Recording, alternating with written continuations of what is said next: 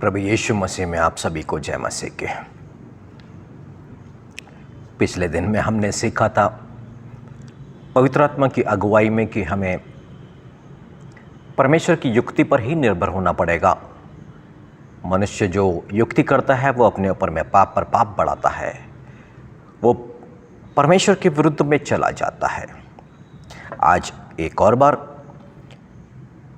परमेश्वर का आत्मा एक बात हमारे मन, हमारे हृदय, हमारी आत्मा में डालना चाहता है।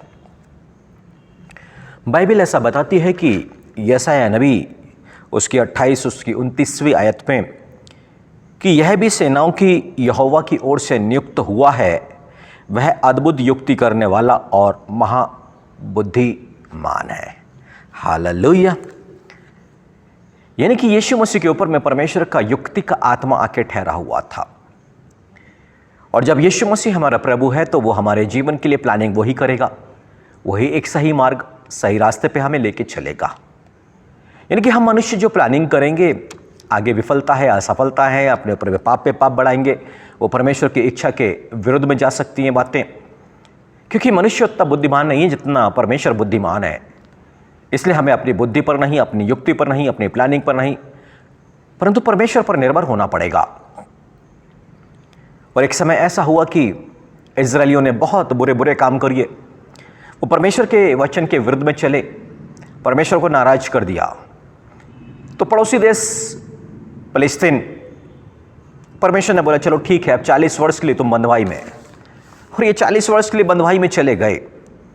पर परमेश्वर अपने लोगों से प्रेम करता है ना। उनका पाप और उनका दंड परमेश्वर ने इतना ही ठहराया था कि 40 वर्ष तक अब तुम बंधुआई में, फलिस्तियों के बंधुआई में रहोगे।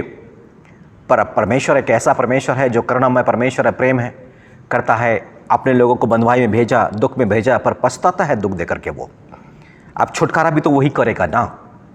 ये इजरायली तो छूट नहीं पा सकते वहाँ से, वो गुलाम बन गए सो बन गए, वो उनके दासत्व में है सो है, निकलेंगे कैसे? निकालेगा तो परमेश्वर ही ना, अपनी महान बुद्धि के चलते, अपनी युक्ति के चलते। तो परमेश्वर ने क्या किया? न्यायों की किताब में उसकी 13वीं अध्याय में और पहली आयत में लिखा है कि इजरायलियों ने फिर यहोवा की दृष्टि में बुरा किया, इसलिए यहोवा ने उनको फलिस्तियों के वश में 40 वर्ष के लिए रखा। दानियों के कुल का सोरावासी मानो नामक एक पुरुष था, जिसकी पत्नी के बांझ होने के कारण कोई पुत्र नहीं था। बस अब परमेश्वर की प्लानिंग काम करना शुरू कर रही है, परमेश्वर की योजना। इजरायली जिन बातों को सोच भी नहीं सकते थे, परमेश्वर अब वहां पहुंच गया है।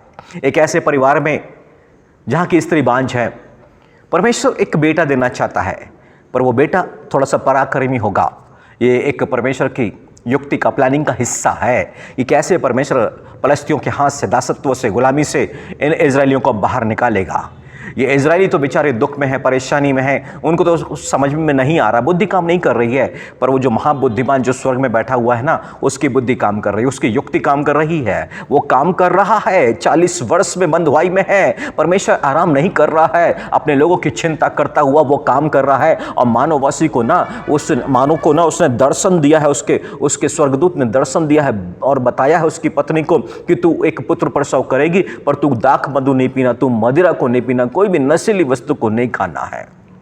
और जानते हैं, उसने अपने पति को बुलाया और उसके पति ने परमेश्वर से जाके प्रार्थना की। 13वीं अध्याय उसकी 8वीं आयत में, तब मानो ने यहोवा से यह विनती की, हे प्रभु विनती सुन, परमेश्वर का वह जन जिससे तूने भेजा था फिर हमारे पास आए और हमें सिखलाए, जो बालक उत्पन्न होने वाला उससे हम क्या करें।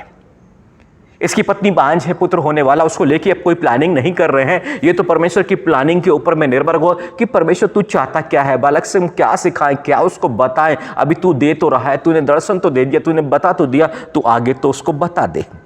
मानो का सवाल था, जब तेरे वचन पूरे हो जाए तो उस बालक का कैसा ढंग और उसका क्या काम होगा। ये मानो ना, जो इसकी पत्नी बांझ है, देखो पुत्र प्राप्त करने के बाद में अभी प्राप्त करने जा रहा है, उसको लेके कोई प्लानिंग नहीं है। मेरे प्रियो, आप भी कोई प्लान ना करें, परमेश्वर पे निर्भर हो जाएं, परमेश्वर की बुद्धि पर निर्भर, परमेश्वर की आत्मा पर, जो युक्ति का आत्मा उस पर निर्भर। आप यीशु मसीह जो महाबुद्धिमान, अद्भुत युक्ति करने वाला, उस पर नियुक्त हो जाएं। ये अद्भुत चीजें हो रही है इजरायलियों के लिए जो सोच भी नहीं सकते थे। और जानते हैं, जो जो बातें उनको बताई गई वो पूरा हुआ। अब इन्होंने तो वहाँ पर होम बलि उसको चढ़ाना चाहा। उसको बोले कि अभी तो हमारे यहाँ रुक, कुछ भोजन हम लेके आते तो उसको करना, चले जाना। अब उसने कहा होम बलि करना चाहो तो यहोवा ही के लिए तुम करो। इन्होंने होम बलि करी ना, तो उसमें से जो धुआं निकला ना, उस पर से वो चला गया। हालेलुया। बाइबल कहती है उसने एक अद्भुत काम किया। मानो तो कभी सोच भी नहीं सकता था कि ऐसे धुएं के भी ऊपर होकर के स्वर्ग में पहुंचा जा सकता है। आपके भाई मन, आपकी बुद्धि काम नहीं करेगी जब काम परमेश्वर आपके जीवन में कि ये काम ऐसे भी हो सकता था। आप आश्चर्य करते रह जाएंगे, क्योंकि परमेश्वर हर समय कुछ अद्भुत करता है। वो अद्भुत युक्ति करने वाला है। और जानते हैं इस परिवार में एक पुत्र हुआ है, और 13 की 25वीं आयत में लिखा है, यहोवा का आत्मा सोरा और एस्ताओल के बीच मैदान में उसको उभारने लगा।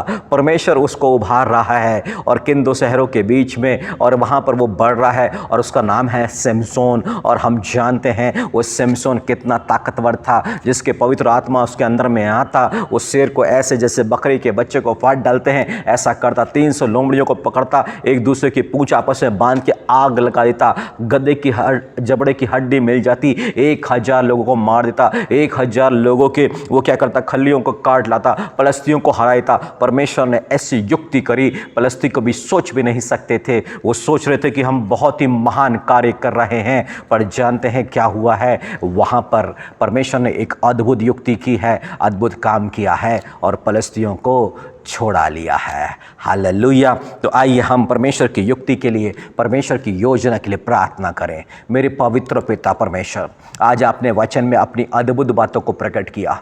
40 वर्ष के लिए प्रभु जी इजरायली पलस्तियों के बंधुआई में थे, उनको कुछ सूझ ना रहा था। पिता, हम धन्यवाद करते हैं प्रभु जी, आपकी अद्भुत युक्ति जो मानो की पत्नी को लेकर के आपने करी प्रभु जी। मानो भी इस बात को समझ ना पाया, सिमसोन भी ना समझ पाया, पर छुटकारे के लिए, अद्भुत युक्ति के लिए हम आपका धन्यवाद करते हैं पिता। सुनने वालों के जीवन में जो भी दुख और तकलीफें, शैतान के हमले हैं, समस्याएं हैं प्रभु जी, उनके छुटकारे के लिए धन्यवाद करते हैं प्रभु जी, क्योंकि ये वचन सुनने के बाद में आप इनके जीवन में कुछ अद्भुत करने वाले हैं पिता। हम धन्यवाद के साथ में इन प्रियों को आपके हाथों में सौंप रहे हैं प्रभु जी। शैतान के बंधन से, उसकी गुलामी से आप ही छुड़ा ले इनके परिवार को, संतानों को प्रभु, जिनके आर्थिक स्रोत को प्रभु जी, ताकि एक महान सफलता की ओर बढ़े प्रभु जी। अब शैतान इन पर प्रभुता ना करने पाए प्रभु जी, सिर्फ आप ही प्रभुता करें पिता। दया कीजिएगा पिता, दया कीजिएगा मेरे प्रभु यीशु मसीह। आपका पवित्र आत्मा इन प्रियों के जीवन पर कार्य करे, ये दुआ करते हैं पिता प्रभु यीशु मसीह के नाम पर,